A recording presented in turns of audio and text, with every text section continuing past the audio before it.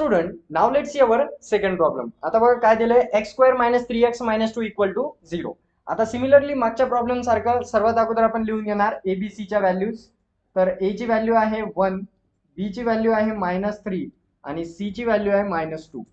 एवढं तर तुम्हाला इझिली येतं. आता त्यानंतर आपण बघणार आहोत आता B² - 4AC ची व्हॅल्यू. B² - 4AC ची व्हॅल्यू काढा. B चा स्क्वेअर म्हणजे -3 चा स्क्वेअर -4 मल्टिप्लाय बाय A ची व्हॅल्यू आहे 1 मल्टिप्लाय बाय C ची व्हॅल्यू आहे -2. तर आता बघा -3 चा स्क्वेअर येतो 9. आता इथे 4 1 जा 4 आणि 4 2 जा 8 मायनस मायनस प्लस 8. सो 9 + 8 आपला आन्सर येणार इथे बघा 17. तर अशा पद्धतीने आपल्याला B² - 4AC ची व्हॅल्यू मिळालेली आहे 17. आता समोर आपला फॉर्म्युला आहे x = -b ± √b² - 4ac upon 2a.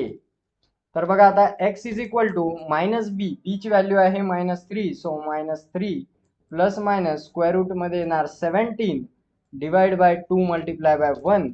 So x = उत्तर येईल आपलं minus minus plus, so 3 plus एक तर √17 डिवाइड बाय 2 येईल और x = 3 मायनस √17 डिवाइड बाय 2 येईल.